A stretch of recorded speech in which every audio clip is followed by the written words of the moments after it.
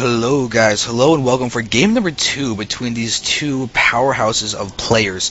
We've got Brood Wars Protoss star and ex-pro gamer, actually lived in Korea on the EGIdra team, also known as Liquid Noni originally in Brood War, but now he's LiquidTyler. Tyler Wazaleski is me butchering his name, so hopefully that's not too horrible for your ears, but that is who this guy is, LiquidTyler, and he's going up against EGIdra, a Terran StarCraft 1 Brood War pro gamer, lived in Korea on both the EGIdra and the CJ Entis teams. So very interesting match. These guys who watched TSL2, you saw an amazing match with actually two amazing best of series between those guys that I'm not going to spoil, but needless to say, some controversy arose as always. EGIdra being EGIdra and Noni being amazing. That's kind of, EGIdra's also amazing whenever he's EGIdra, but he's also got his personality, so that's all I'm mentioning. But these guys are playing now once again in StarCraft 2. Not surprised at all. These guys are some of the best foreigners out there. Brood War, StarCraft 2. I bet you can play any RTS game and do whatever. Tyler known for incredible build orders, incredible mechanics, like impeccable mechanics. Like holy dear God, his Brood War mechanics were amazing. So we're going to go ahead and watch how these guys play. Tyler is once again walling off the front. Looks like they're going to be playing pretty normally. Map is Metalopolis. It is going to be really nothing insane going to be happening, as this map is so liked for macro games that it really the only issue is going to be this wide open natural expansion earlier on, because that can get a little tricky to defend, and this ramp is very force fieldable. Just moving up, you can force field almost instantaneously with your attack. That is just a note about the map and Tyler's love of force fields and sentries in the early game.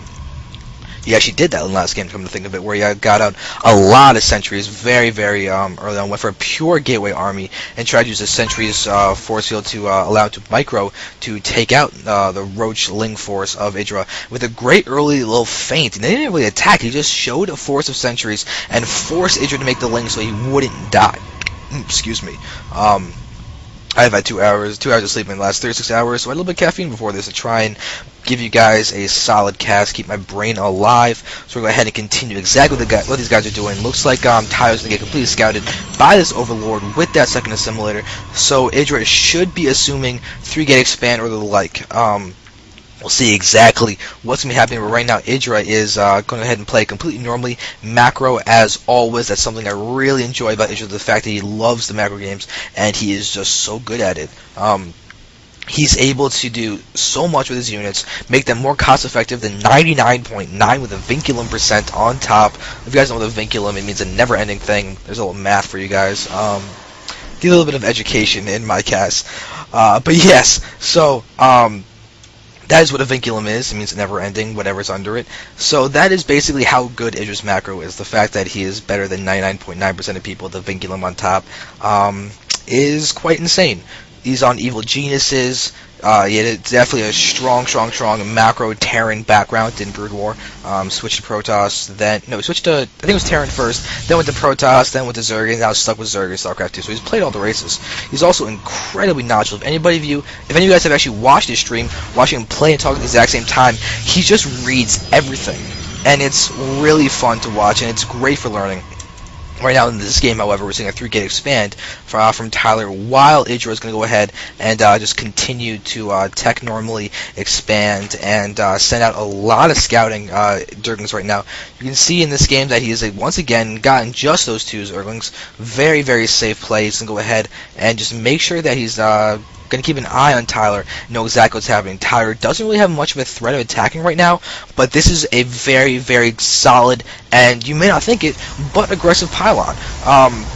Even though it's in his base, Tyler can warp in units right here and then have a fairly short walking distance all the way to the base of EGIdra. It basically makes his attack distance half of what it should be with that pylon. But now, Tyler wants to expand. He's got the 500 minerals, but the probe's getting attacked very annoyingly by that Zerg. So Tyler's expo has been really delayed, to be honest. And now we're going to go ahead and see him watching him throw this down finally. But This is what, there we go, here's that early sentry attack, forces the ramp. This is exactly what EGIdra needs to be afraid of, because right now those queens actually attacking the sentries, but this is a really tough spot. EGIdra's going to have to deal with an endlessly forces ramp, but he's got enough on the low ground that he should be okay, but you can see that the production tab is showing roaches and lings were allowed to produce right now. 22 lings and 3 roaches on the way. They're going to possibly do a counterattack, but Tyler, with this sentry count, could actually force this entire part off and just cut EGIdra off and take out a few of those things for free. So EGIdra is going to go ahead and play it safely, keep his Linker Roaches back, and just wait a little bit for the right time to really be aggressive. So Tyler's Nexus is really getting close to being done at the moment. He's got pylons going to do that little bit of a wall off. You can see that there is a Zell and Sentry wide choke. Tyler is aware of this.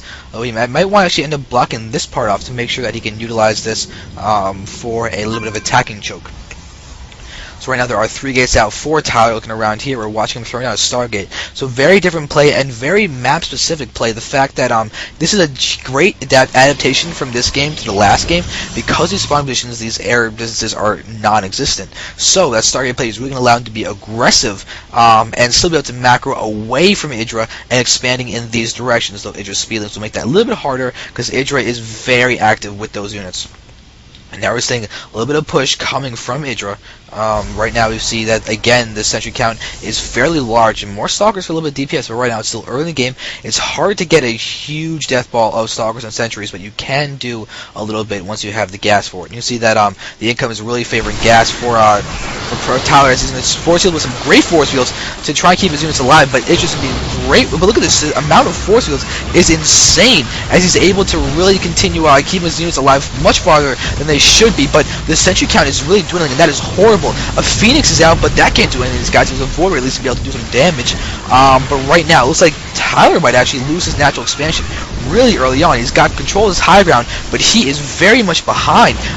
You can see his unit counts is very, very depleted. He's got actually less than half of the food count of EGIdra, and EGIdra's now taking out the X. Well, you could just retreat right now and then just play it safe from here. Mostly he's going to be even more aggressive off of all of this, and Tyler's being forced to really play defensively.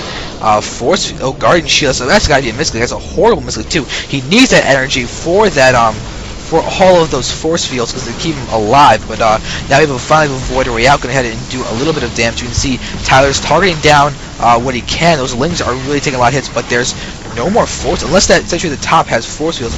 It looks like EGIdra might be able to push back by this Warrior, but the sneeze. Hopefully I muted that in time. But right now you can see that EGIdra is. Oh my god, I hurt my shoulder. Okay, anyway. Alright, so things gone. Well, stop. I'm gonna continue anyway. As those things go ahead and get a full turn on those sentries. Oh, that's so bad. EGIdra actually a little bit missing, starting to attack that supply depot. But you can see EGIdra, he's actually taking a lot of losses to the number of zealots out, but he's kind of his third amidst all of this. He's got all of these units out. Somehow he seems to have overextended himself with that attack, and how is this happening? But Tyler is actually only 20 food behind at the moment. I mean, that's a pretty significant difference when you look at actually how low the food counts are. But Tyler's army is not that far off from EGIdra's in terms of power. In fact, it's actually technically more powerful in terms of the resources spent. But EGIdra has his defensive advantage. He's got queens, spore crawlers, and he's bringing in more and more units. So Tyler's being immediately aggressive off of all this. He's going to go ahead and start attacking, but he's going to have to deal with those roaches. The focus firing of that Void is going to be key. But the multiple queens are actually now on the field. And Tyler used the 40 Phoenix. Listen, there we go. Lifting something up. He's going to be able to actually start attacking them. Great choice to lift off the one that's got less energy. You can actually kill the one with more energy. You can only benefit from one. You might as well take the kill the one that can transfuse, as opposed to the one that can't. That's a little really solid note about what just happened from Tyler. But right now Tyler is really defending with almost basically a little bit of aggression. He's not even attacking. He's pretty much on this one. He knows exactly what he needs to do. He can't play macro against EGIdra right now, otherwise he is a guaranteed loss. And his Warrior's losses charge. That's going to be hard to deal with. The spore crawlers are going to be key for EGIdra. He can just plop down 2 in every mineral line, and it'll probably be safe. Though he's actually, he's actually over here. There are the 2 spore crawlers. Not the third is not even used except for larva, and those links are taking down that stalker. Oh, that is bad. This is going to go down to these Void Rays. Tyler is gonna have, he's got 3 Void Rays now. He's getting more Void Rays. Down Sentry. He's probably gonna force field this ramp to defend right now. Yep, we do see all these Zealots back there, and there's gonna be a really good force field, but Idra's gonna have to continue attacking. He's got a lot of units right now. This actually might backfire for Tyler as he blocked possibly too many Zerglings over here. He does have a couple sentries, and he's gonna misplaced force field. He needs to be really economic with those force fields, otherwise Idra's gonna just destroy him with the amount of links he can just start streaming up there. So right now Tyler's got 4 Void Rays, pretty solid forces, but looking at Idra, he's now making use of his 3rd. He is in such a strong position. Hydras are on the way. He's getting Roach Bees, and have a pretty much unbeatable macro Roach Hydra force against 14 minute in natural expansion, essentially, because of the fact that Tyler did lose his before. Looking at what was mined, it was not that much. He barely got a couple dozen minerals out of this expansion from each patch before it got killed. You can see that all of those workers killed were huge losses. Now Lynx are again being aggressive, and now Tyler is moving out with these Void Rays and this single Phoenix. He's got to make these count. But Idra, he is smart. He's got a Spore Crawler on the way. He's got Queens. He's got Hydras. As long as he doesn't do anything ridiculously weird, like just walk his Hydras and start just moving around them with nothing. But right now he's attacking these Void Rays. He's going to be targeting down this injured one there. Now he realizes that one's injured, and now we're seeing the Void Ray count for Tyler just dwindling, and that is got to be horrible. Tyler, we're just now waiting for his doom. Tyler needed the beefy strength units of the Void Rays. He's got almost nothing else besides that. He's just a little bit of Zealot Sentry to spend his gas and his minerals. It's a great combination, but without even any upgrades to support them, you can see he's at 0-0-0. This is going to be incredibly hard to deal with. All of these roaches are running around, and this might be it. You can see 139 food to 54 food. Tyler is in a horrible position right now. Idra is looking incredibly solid, and here we are, Ling, Roach, and Hydra running in. We're seeing these sentries getting hit immediately by the sentries, but running around going to hit target probes instead. Economic losses that cannot afford to be taken by Tyler, and now all these Hydras, even though they're off creep, full surround sentries have lost all their energy, and now we're seeing a huge amount of attacking from Idra against almost nothing in defense. Tyler GG's. Idra wins. Incredibly well played by Idra, just decimated Tyler and made Tyler look silly, which is no small feat. Tyler is incredibly strong. So, big props to Idra. I want to catch more MLG because these games are fun. Thank you guys very much for watching.